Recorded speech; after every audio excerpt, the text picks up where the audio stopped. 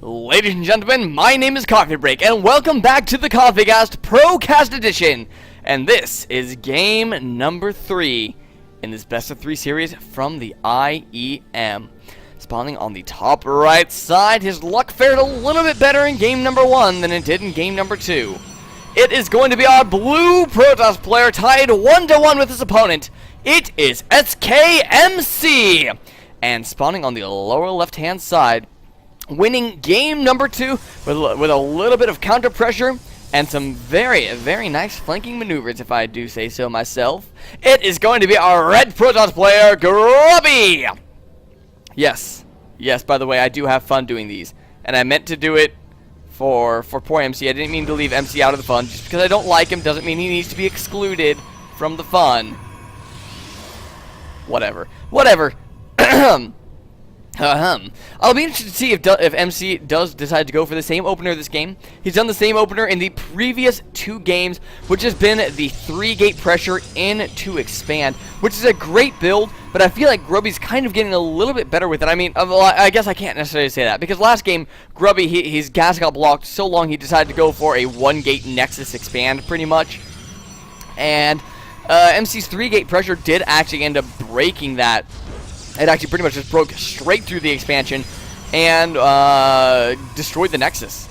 I mean, that's what it came down to, is it stopped Grubby's expansion from going up. But I don't really feel like that was what Grubby exactly was going to be going for. So I think that maybe MC got, you know, quote-unquote, I wouldn't even say lucky, because he kind of forced Grubby into that situation by stealing the gas. So MC just had a nice battle plan, and it worked out for him, but it's not going to work out this game. I will say that. Before I say some stupid comment, I'm going to leave it that. And the reason why it won't work out is because Grubby is already onto 2 gases. He took this second gas, very, very early. In fact, at about the same time he took the first gas, and is currently mining with 5 harvesters. A lot of time in the early game like this, you will see 4 harvesters.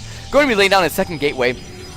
I would actually expect, if I were to guess, if I'm going to guess as to what Grubby's doing, it's either going to be 1 base Colossus or it's going to be Stargate play. And I say 1 base Colossus because he got a lot of gas earlier on, and you actually don't need that much gas for this for the Stargate play, which leads me to believe he might be going for a little bit more 1 base play.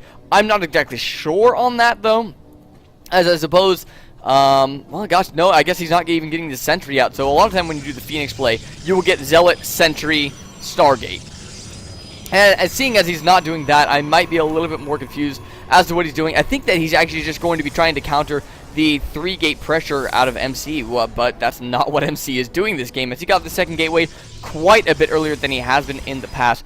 So we'll just have to kind of wait to see what exactly Grubby does go for. Maybe it's going to be some sort of Dark Templar play, perhaps, because once again, that's a lot of gas early on, but no Twilight Council either. So I guess I'm really confused as to exactly what Grubby is going to be doing. He is opening up with that 3-stalker opening, which is a fairly nice way to get a little bit of map control. Or an MC side of thing does have the Twilight on the field, who is also up on 2 gases, by the way. Maybe he's going to be the one going for either Blink play or Dark Templar. Blink play actually on this map very, very strong, as you have a very large ridge line here to defend for your main base. Oh, what is this? Sneaky probe for MC. Blink is on the way for MC. Grubby now getting his Twilight Council quite a bit later than his opponents. But I guess that's actually just kind of an economic way of doing it, because MC really not going to be that far ahead in his upgrade count there. Robotics facility is going to be coming onto the field for MC as well, going to be able to get that observer so he can see up onto the high ground to be able to blink in the first place, as blink play really actually is not all that effective without an observer. I mean, sometimes you can get a little lucky and run a few units up into your opponent's base and then blink up and hope to do something, but that observer makes it just much more potent. Whoa! I'm going to pretend that my lack of words there is because I saw the Dark Shrine coming onto the map.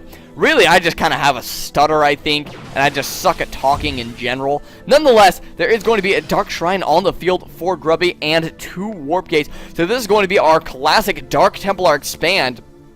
And this is something that was prevalent for a very short amount of time, because it was kind of easy to beat, really. I mean, if you got a robotics on the field at all, it was fairly easy to hold off, as you could just pump out an observer and, you know, there you go. Grubby is going to be getting a blink as well, so he's going to be countering his opponent's blink with blink, and going to be using Dark Templar to do a little bit of harassment. Oh, MC just barely missed that pylon. That is not good that he missed that. But, oh, is he going to be able to scout it with that observer? It's going to be kind of a big deal there. A forward pylon is down on the field for MC. Now he does scout this forward pylon for Grubby as well. So it's going to be kind of difficult for both players here. Oh, Grubby's going to have to use his Dark Templar for defense. I feel that observer is going to be on this side of the map, though. It's going to be kind of up to Grubby, I guess, as to where he wants to warp these Dark Templar into. Looks like they are going to be coming in for an aggressive position here. Going to have to warp in a little bit further away than he wanted to for certain, but is going to be able to use those for offensive capabilities. No second observer coming onto the field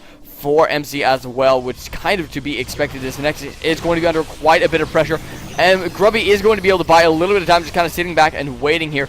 MC has no nexus on the map either, so Grubby can actually pardon me, Grubby can actually stack this without too much of a danger here. Just needs to be very, very careful. He does not want to allow these stalkers to pick off any of his own stalkers, as he really does not have any extra stalkers to give Dark Templar. Now in the middle line of SKMC. No observer in production yet. Back home for MC. In the meantime, the nexus of Grubby's does go down.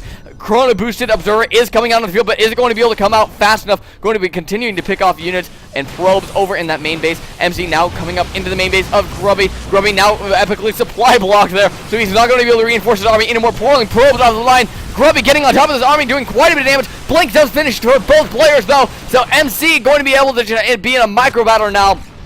The observer is finally out, but so many probes have gone down. 14 probes in the end, I believe, went down before that Dark Templar finally did die. Now pulling the rest of the probes off the line. Grubby knows he's done a lot of damage to SKMC's economy, so he can lose a few extra probes here and still be alright. It's going to be kind of a close call here. More stalkers being warped in for Grubby. MC does not have any reinforcing capabilities. He is so low on resources.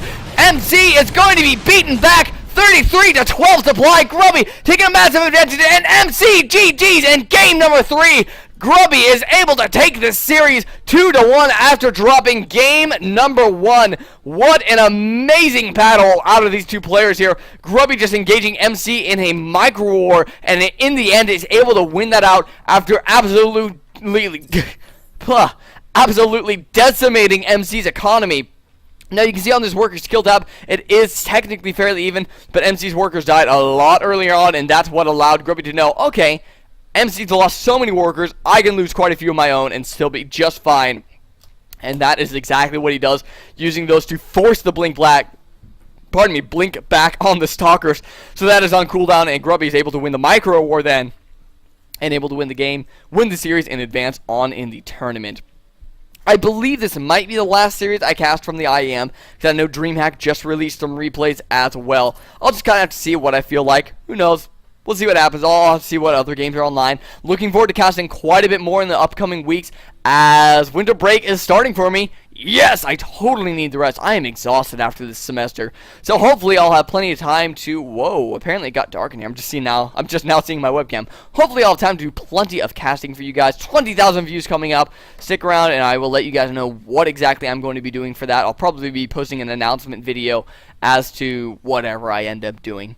I'm going to go ahead and sign off as I do have Amateur Attack tonight. So folks, thank you for sticking around through the series. I hope it's been as entertaining to you as it has been for me. Make sure to leave a comment and subscribe as well. There should be buttons for that somewhere around here. And yeah, like me on Facebook. That info is in the description if you need to contact me at all as well. There you go. And until next time, folks, this is Coffee Break, signing out.